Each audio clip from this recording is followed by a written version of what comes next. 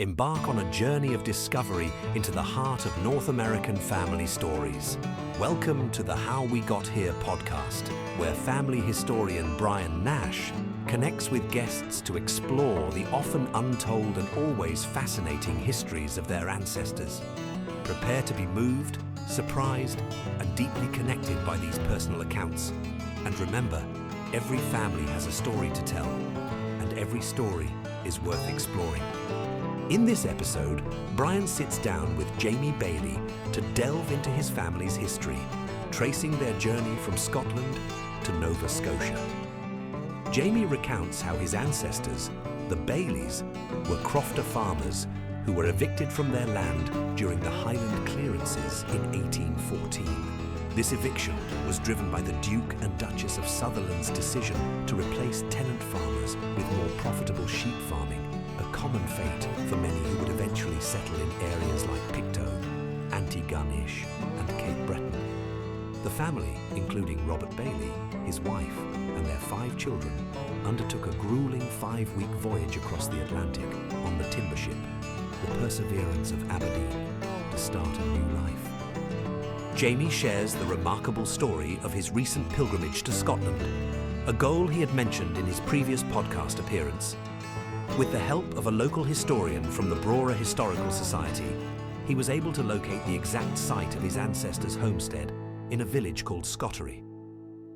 He describes the emotional experience of standing on the same land his family had farmed for generations, seeing the rock walls of their former home, and reflecting on the monumental decision his great-great-great-great-grandfather made to leave for the New World. The land is still part of the vast, privately owned Sutherland estate, a fact that continues to stir local resentment. The conversation also touches on the broader impact of the Scottish diaspora, noting that many influential figures in Canadian history, including Sir John A. Macdonald, were descendants of cleared families. They discuss how Scottish culture and traditions were preserved and even revived in Nova Scotia, which boasts the highest percentage of people with Scottish heritage outside of Scotland. Jamie's story highlights the profound connection to one's roots, the value of genealogical research, and the emotional weight of connecting with one's ancestral past. He encourages listeners to explore their own family histories, emphasizing that every family story is a great story waiting to be discovered. So sit back and grab your favorite beverage, perhaps a glass of Clynelish 14-year-old single malt Scotch whiskey to toast to your ancestors. Unless, of course, you're listening to this while you're driving, then you better stick to coffee. So I want to welcome back Jamie Baillie to their podcast today.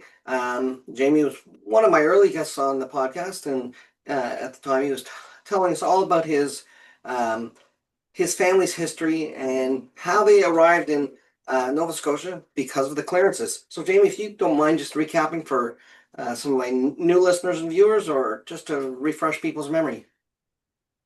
Sure, Brian. Thank you for having me on again. It's great to see you. Last time we talked, I had done some research on the Baillie family, Baillie, and at that time we knew they had come from Sutherland in the northern Highlands of Scotland. Now we know they came on a ship just like the one behind me here, a 2-mast brig, the Perseverance of Aberdeen. So since we last talked, I've actually found a model ship that matches the specs of the one they came on. So you can see it in the background. That ship took 5 weeks to cross in 1814 and brought 57 people, including 7 Bailies, Robert Baillie and his wife Margaret, and their 5 kids. I tease my own kids about this because anytime we've flown anywhere as a family, they complain that the movies on board are not very good or their seat doesn't recline. I tell them that their ancestors crossed the ocean in 5 weeks in the hold of a 2-mast brig that was built for timber, like that one, laying on a hard wooden surface and eating potatoes every day, I think. So we've come a long way, obviously. But here we are all these years later, 200 plus years later. And the Bailies were evicted from Sutherlandshire by the Duke and Duchess of Sutherland. They were crofter farmers, meaning they didn't own the land that they farmed. They paid rent every year to the Duke and Duchess of Sutherland.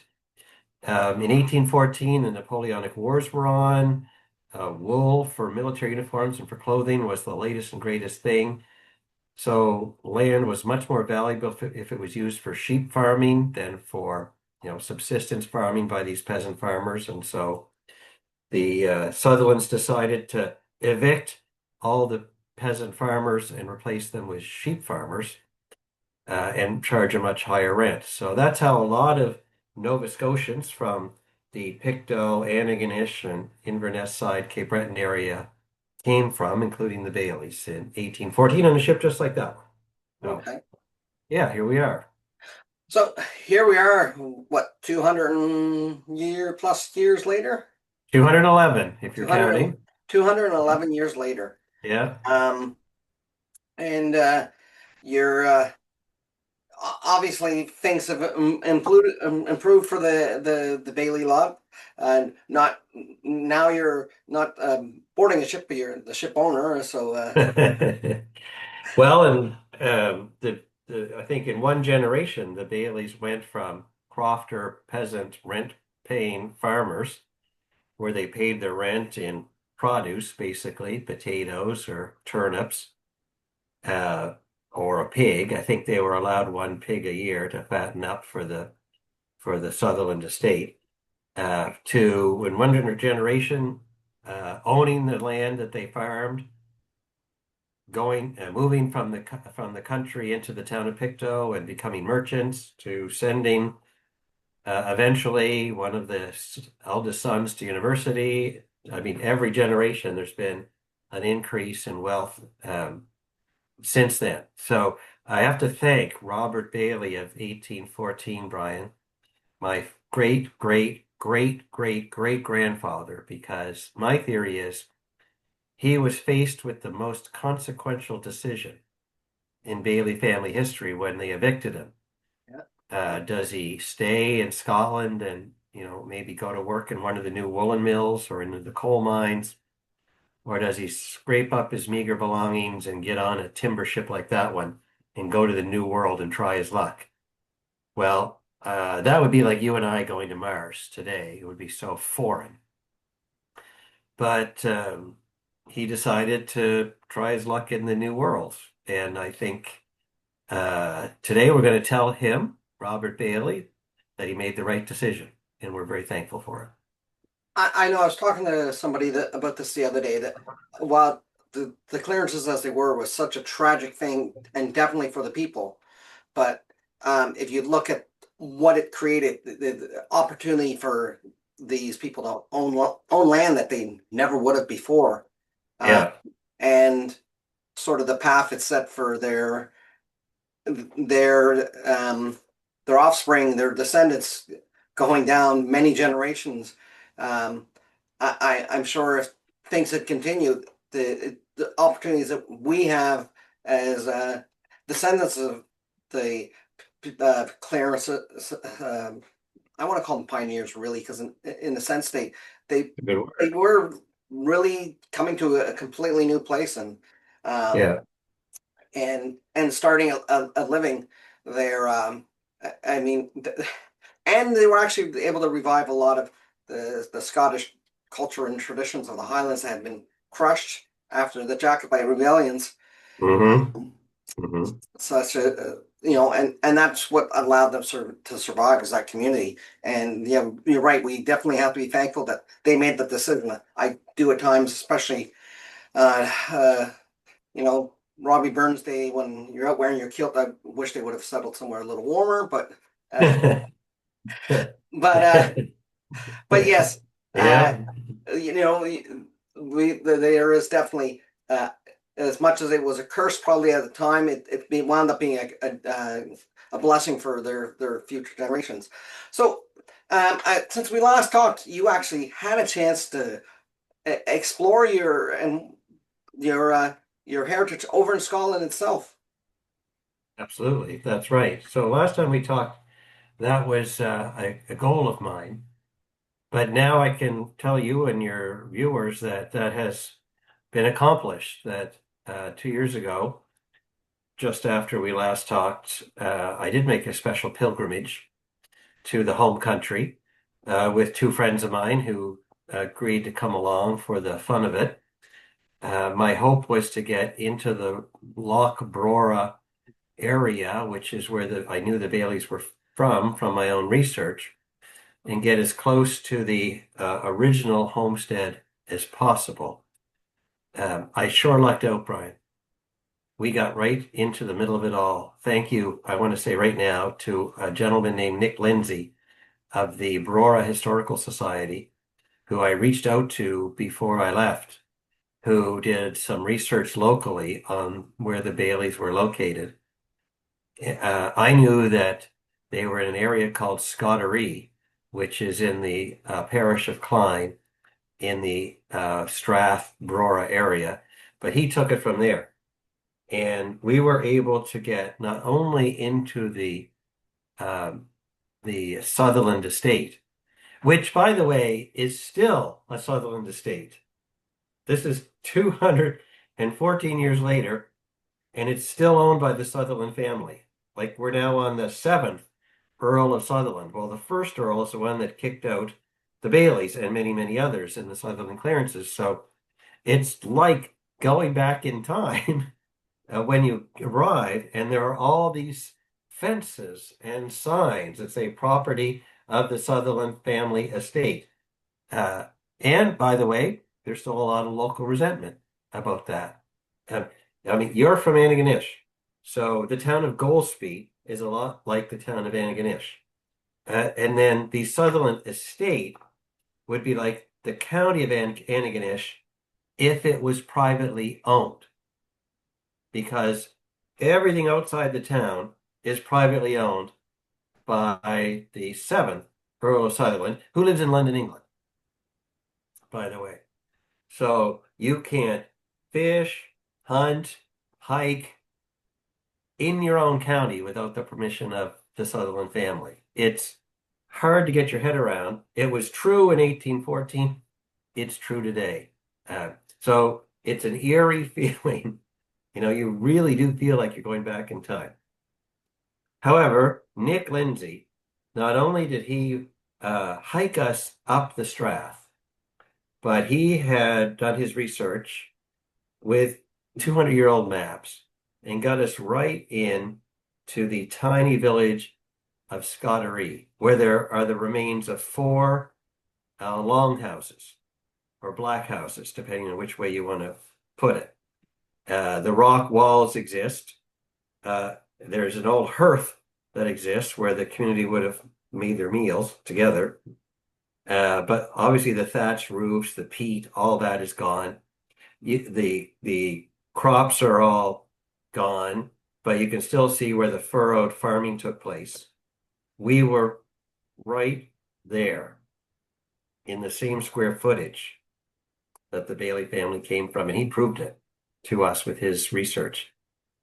So we succeeded beyond our wildest dreams at finding the old home. In fact, I'm pretty sure I know which one of the three remaining houses was the Baillie house. But even if I'm wrong by a few feet. And it's probably a cousin. Yeah, well, exactly. Well, I'm sure they were all related. I said to Nick, I can't thank you enough. I thought we would drive in along the Strath, and we'd get out of the car and you'd point down into the valley and say somewhere down there. Never in my wildest dreams, I think we'd be standing on the very property. It was a very, it's hard to describe the feeling of being able to stand there where your ancestors stood and think about what they went through and the decisions they made that impact my family's life today. I can't recommend it enough to anybody with a similar family history. It's, it's amazing. And I thought of my father, who is deceased. This would blow his mind that his son was there, the first in 6 generations to come home and be able to tell Robert Baillie, you made the right decision. I'm here to tell you. Yeah. And, in a way of uh, did you get the chance to flip the bird to the new Earl Sutherland and say, hey, listen, Oh, I did better than that. you got one over us? Well, we're doing pretty good. Yeah, well, I wasn't going to tell you this part of the story, but since you asked, uh, um, Golspie, if you look it up, there's actually on a hill behind the town a giant statue to the first Earl of Sutherland. This is true, put up by his wife when he died, that everybody hates. Everybody, because the locals think of him as the person that kicked out all the crofter farmers. They think of him as someone that did a bad thing. And yet they have this giant, like 3-story size statue up on the hills. They've tried over the years to pull it down a couple of times, but it's guarded by a fence and it's not easy to get to. Anyway, I made it my mission to get up there. I don't know, and pee on it. Can I say that on your Oh, podcast? sure. Yeah. Well, not to give your listeners too graphic a picture, I wasn't able to actually urinate in the end because you can't get near the statue anymore because so many people have tried to deface it, probably in ways like I was going to, because there's a fence around it. But I did biff in the Great Nova Scotia, I did biff a hard rock at it just to get his attention, you know, and And, say, hey, you can't keep us down, buddy. exactly. Yeah. Try as they may, and like the thing I'm always amused at is when I think about the clearances, especially in the sheep farming, that within uh, two generations, our cousins that went down to New Zealand, Yeah, were dominating the sheep market. that's right. And so Well, they that's put the right. Scots out of business that were relying on it heavily. So Well, actually, I mean, after the Napoleonic Wars ended, the sheep market or the wool market kind of crashed. So ironically, all these peasant farmers got evicted, and then a few years later, the whole sheep market collapsed. So the Sutherlands never did end up further enriching themselves from this change. But I mean, the good news is we all ended up with better lives. So there is a town, the town of Brora was created around the time of the clearances, and it was supposed to house the peasant farmers where they would work in coal mines and in millineries that make wool.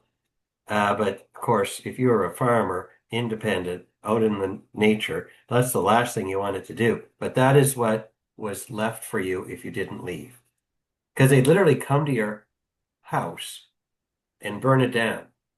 So you had to leave. They did that. A guy named Patrick Stewart, or not Patrick Stewart, Patrick Seller, sorry. yes, Patrick Stewart's the captain of the Enterprise. not Captain Picard. Patrick Seller, I think I describe him as the first management consultant in history because he was a pretty smart guy, ruthless, but he went to the Southern and said, you know, you could make a lot more money from sheep than you can from those poor farmers, and talked them into the clearances. And then he himself, he was a factor. He represented the estate, and he would go out and collect the rents. And he's the one that went out and evicted the farmers and forced the evictions and burnt down their houses. In one case, he burnt down a house where there was a 90-year-old woman still inside, crippled up woman, and he didn't have time to wait for her to get out. And she died, and he was charged with murder. He was let off, justice not being, well, justice not being justice, I guess.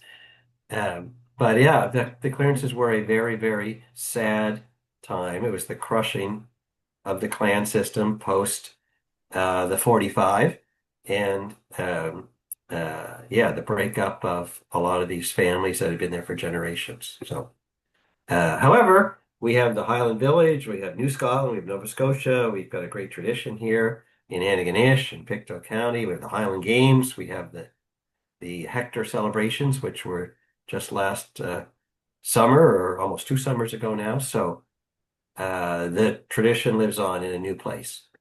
Exactly, and I want to say just as good a place. Well, I mean, there's a lot of of argument that the evicted Scots really founded Canada. Yeah, Sir John A. Macdonald, his family was cleared. Uh, I keep a Cor- statue of him oh, since my capital city in PI won't keep a statue of him no, I anymore. know. I Good keep for one in my you. office. Good for you. Well, you think we planned that? We didn't, but yes, good for you. His family was cleared. John Diefenbaker's family on his mother's side was cleared. William Van Horn, who built the CPR, was a cleared family. There's a lot of Alexander Mackenzie, our second prime minister, came from a clearance family. It on and on and on.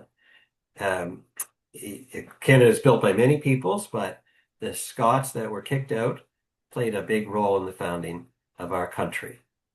I was doing some research 2 weeks ago for a webinar I did last week, and um, percentage of people that claims Scottish um, heritage, that they're part of the diaspora or claim to be Scottish. Nova Scotia has the highest percentage than any other country if it was its own Yeah, country, except for yeah, Scotland.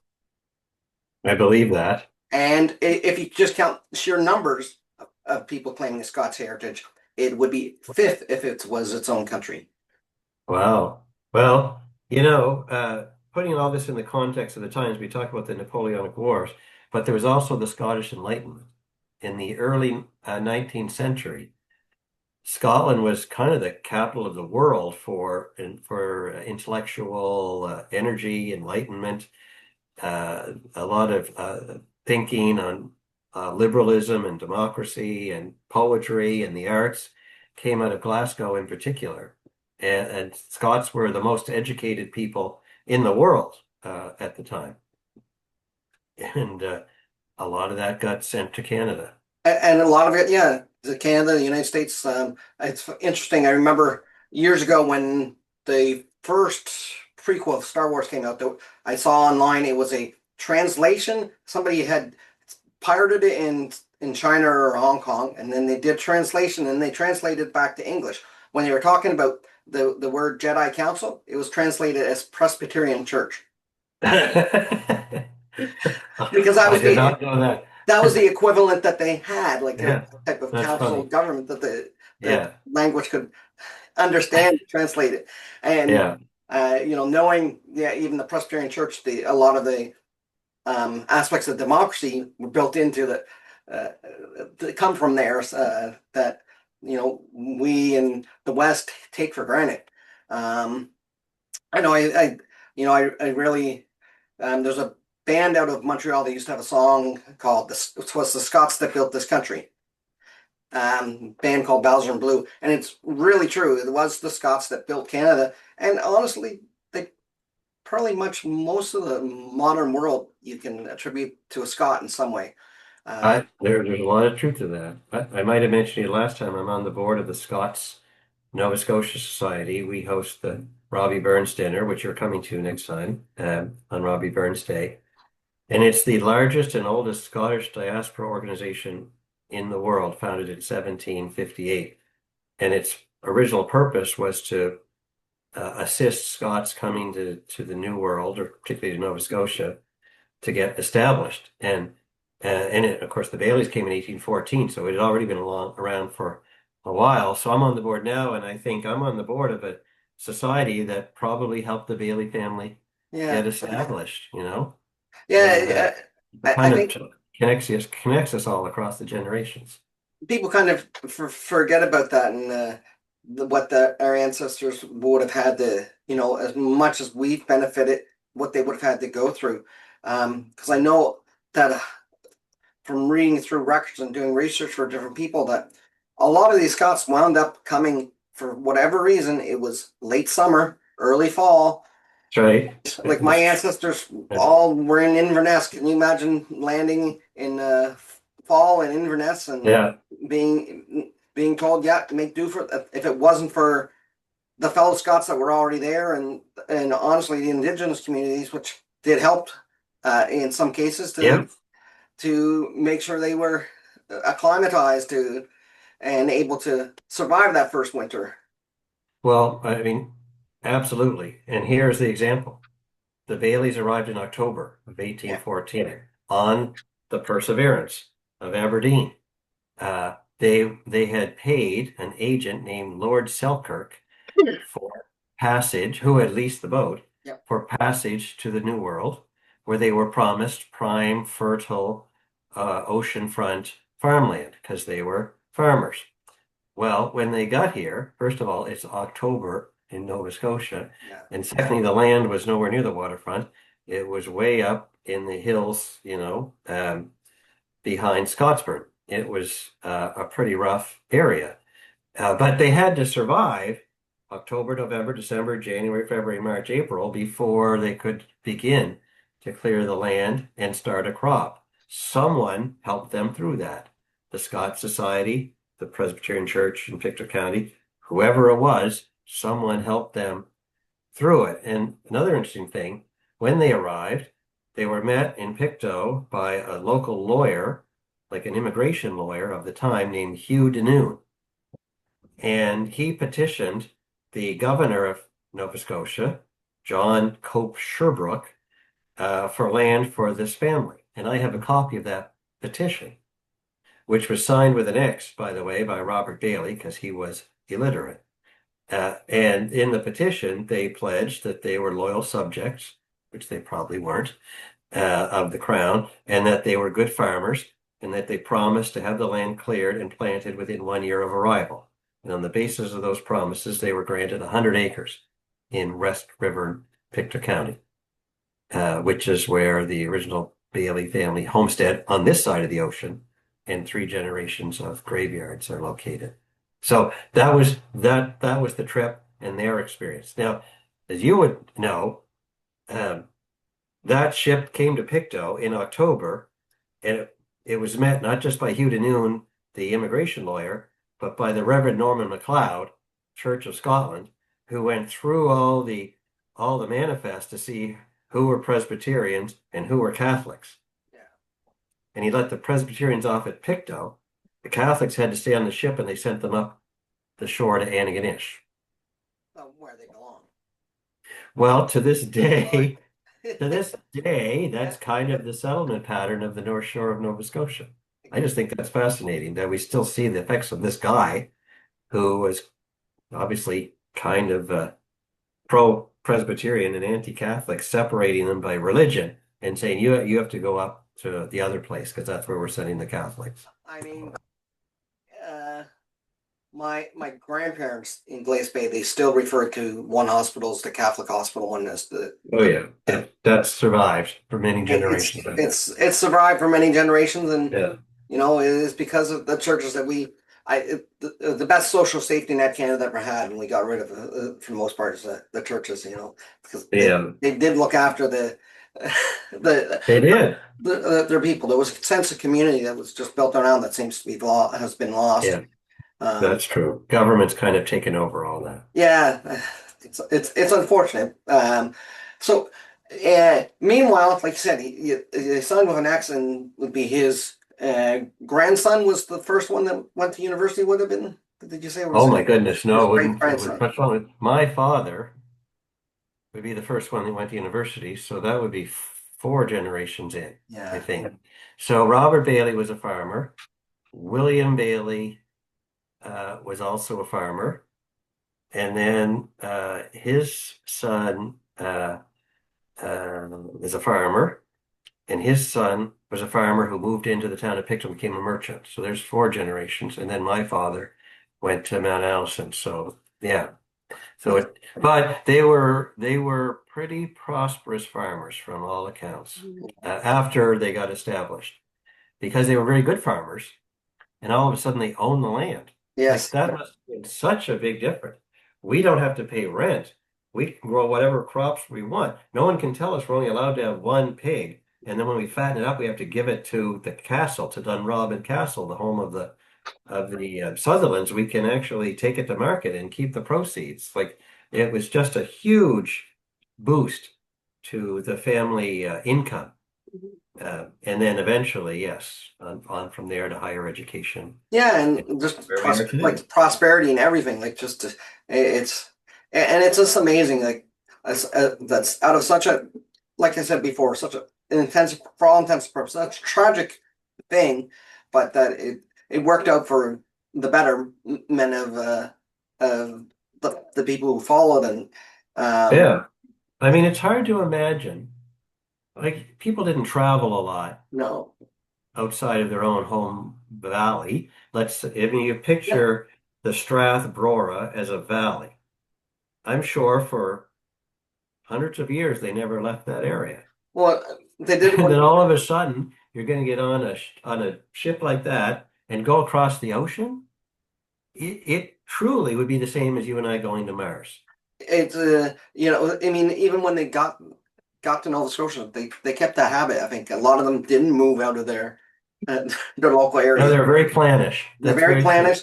Very clannish. And I know I just actually recently was working on a map of where is what basically because of the clans or the areas of Scotland where people you can see actual pockets of immigration, and you can narrow it down to the areas of Scotland in certain areas where they just came together because that was their clan, that Yeah, was the people they know, which makes sense. If you were moving to Mars and there was already a colony there, you'd probably want to hang out with other Canadians. You wouldn't be that's right. you probably wouldn't be going for the Indian, the Chinese population.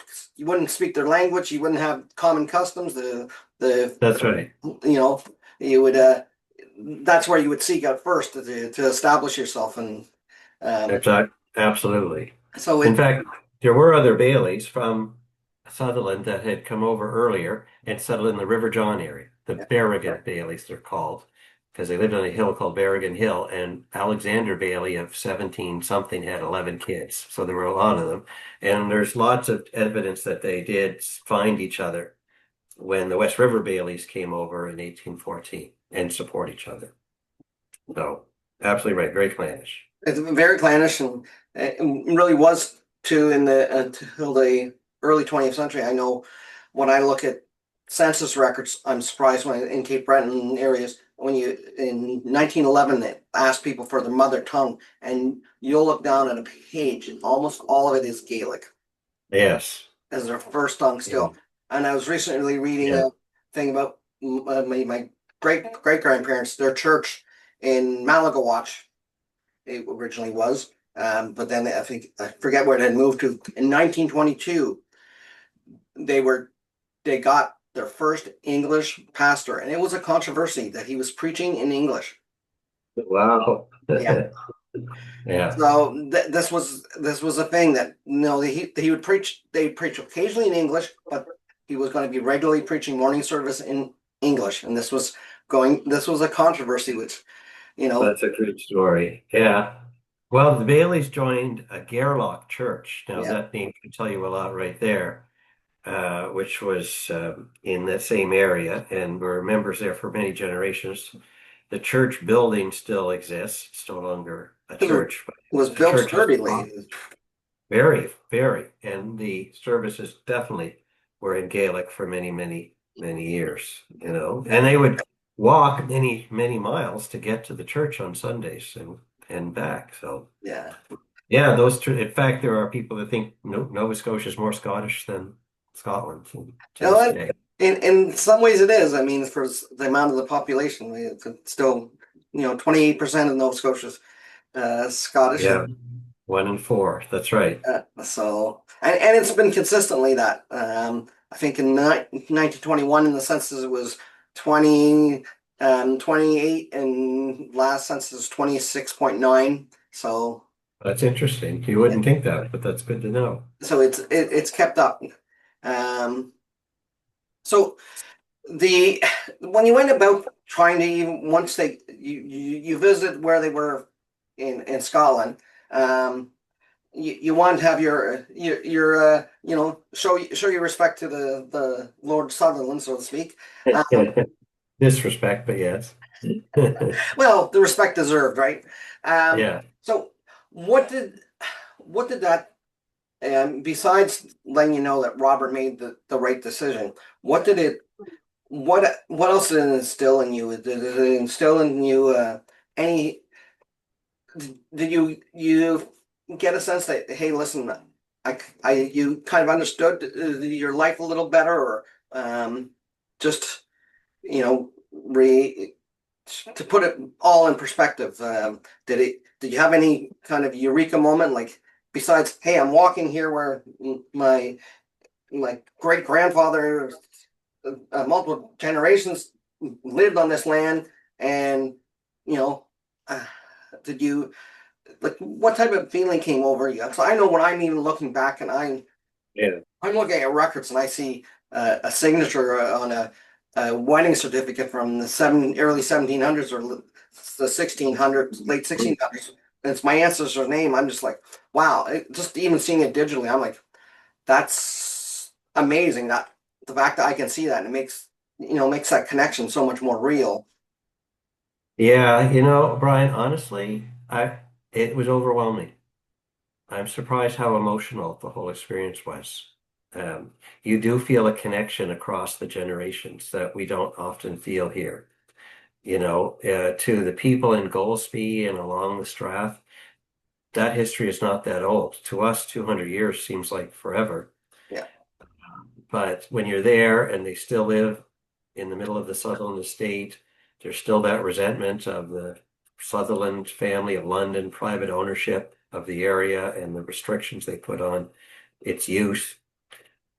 When you are on site and you think about the life they had and the sacrifices they made, you become both overwhelmed and also but just very thankful for what we have today. Not just materially, but you get a greater insight into all the things that had to happen over the generations to produce you. And of course, you're not the end of the story, then someone will take it from there. Yeah. But it's it's hard to describe. I think it's particularly overwhelming for a North American because our history is so Sure. short-lived. We Yeah. respect Aboriginal history, but for our settler history, it's very short-lived in greater terms. I had to I actually had to take a little moment. Just the way the setup is, there was the remains of the longhouse on a bit of a hill, and then you could go down over not a cliff is too strong, over an embankment, and there was the Broer River. So while my two buddies and Nick Lindsay were looking around I went down and sat on the riverbank for a while and just thought about, hey, my fifth great grandfather used to probably sit here and just kind of soak it all in. And And your sixth great grandfather, and your seventh probably, and your eighth. well, yes, well, that's very true because they were there at least from the 1500s. I know that. Um, and then I love this part, but when I went back over the embankment to join my buddies, they had smuggled a bottle of Scotch whiskey in their backpack and had set up on the wall four shot glasses, four shot glasses for us all to have a toast to Robert Baillie. And it was the Klein Leash whiskey, which is actually made from the waters of the River Brora. So we were able to formally recognize that he had made a very difficult decision, and we were here to tell him, hey, you made the right one, as hard as it was. It was just overwhelming. I wouldn't call it an epiphany. It just shows how we are connected to our past, and it's healthy to find those connections and to reconnect them because of course, I tell my own children this. They're not into this today, but I hope and believe they will be someday. I had to do all this research from scratch. It had all been lost. But now I've put it all together and it's my gift to them. And whether they appreciate it today or not, doesn't matter. Someday they will. And they'll be connected to how did we end up here? Why am I here? Who turned me into what I am? Like these are important questions that I think as you get older, you start to appreciate more. And I'm sure one day, if they remember when they have their kids complaining in the back of their van or electric car or spaceship or whatever about the credit, Yeah. their the sibling is sitting too close to them, and if they can remember, well, you know what? Yeah. Um, did you also see? Because this is the one thing that I've heard time and time from people when talking about Scotland is you can see the similarities to Nova Scotia and the landscape Absolutely. and why the Scots felt so comfortable when they did finally arrive. Like Absolutely. it felt like home.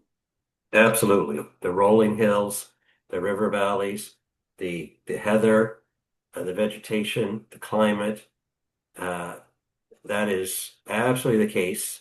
Though that's the natural environment. We did play some golf, by the way, while we were there. Well, And you walk into a golf club, and it feels like the golf club in Antigonish or in Truro, including the names of the past presidents and the names of the club. They're all Scottish names, like many of them would be at home.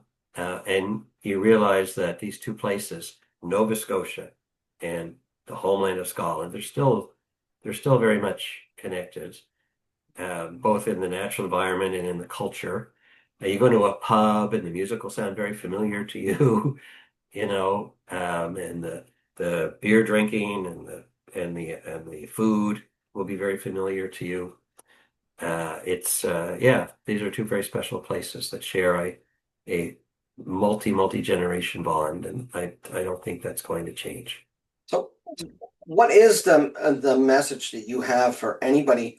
Like definitely from doing all that research, you have, I want to say it's a priceless value, really, to start researching your family history to really understand it because it makes you appreciate where you're from, how you got here. Like I always say to people, you don't know, you can't plan where you're going if you don't know how you got here. Yeah. It's what's the value for you? What do you see that value that um and what if you had to encourage somebody that's even thinking about starting to research their own family Yeah. history? What kind of advice would you give to them, and what would you give to them as encouragement? Because often it is discouraging when you get records and then you know they're from such a place and you know they're from Scotland, but it's all you can find in Canada, but you can't find the community because um, nobody bothered to once they got here. It was never on their death record. Some because they're kids that were the informants on that just said Scotland. Um, they didn't say Scottery or Yeah.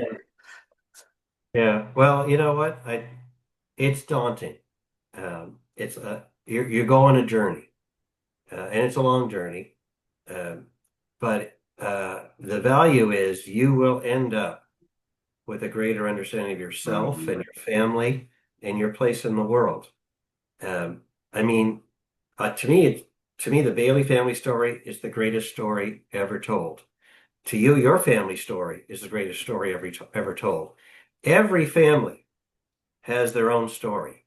Don't you want to know your family story? Like it would no movie or book will be more meaningful to you as a storytelling tool than the story of your own family, because you're going to find all the elements of a great story. You're going to find a protagonist, an antagonist. You're going to have a story arc where there's the anti-hero like Robert Baillie who gets kicked out and he's just a normal, everyday Homer Simpson kind of guy, and he's got to kind of figure out what he's going to do with his wife and 5 kids. And Simpson or more groundskeeper Willie. well, yeah, fair enough. Fair enough. And I don't disrespect to Robert Baillie of 1814. I'm sure he wasn't a Homer Simpson, but well, maybe he was. But um, uh, it's a great story. Your family story, no matter who you are, where you're from, Scotland or anywhere, your family story is a great story. And as you learn it, things that you take for granted about your daily life will start to make so much more sense to you, or things that your parents used to do or say, or your grandparents that just seem to you like Greek are actually part of your family tradition, make sense to you. And you get a great sense of connectedness from that. That's, I think, the right word. I felt connected to that land, in that place, to these people who are long since gone. And that sense of connectedness, there's all kinds of religions and spiritual theories about how we're all connected. And I don't know what's true or not, but I felt so connected to to my ancestors and to that part of the planet that day. And that's priceless. So my advice would be, it's daunting. So take the first step.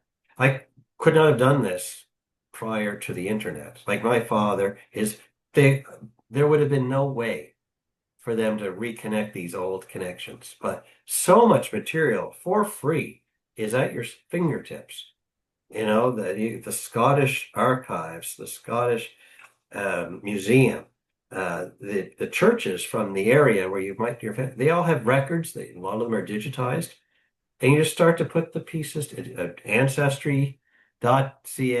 I mean, there are so many ways.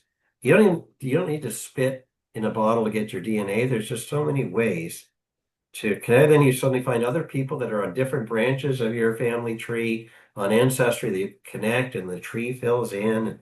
The census records, the military records. It's all free. It's all there. You'll go on a great journey of putting that story together. And by the end, you'll have written the greatest story ever told for your family. Exactly. That's my pitch. Oh, that's a good pitch, and it's definitely worthwhile, and it's one, I really try to encourage people, because in today's world, often we forget about our history in general, and I think when we get down to the specifics and start learning about our own family's history, it makes history come more alive to us. Absolutely.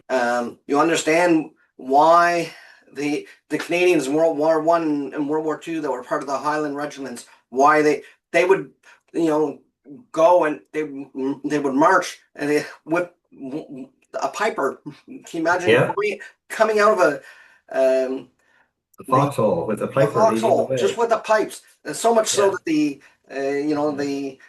Germans referred to them as the women from hell. I think they had some of the Highland regiments, just because they were relentless, and you get that understanding that they had to be relentless because their ancestors were relentless. Their ancestors being fought, and and it was important to them, and so it just puts you in touch and makes you really respect and understand why you're here, how you got here, and hopefully leads you on to a better place when you go on a journey.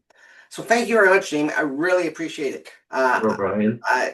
You plan on going back to Scotland?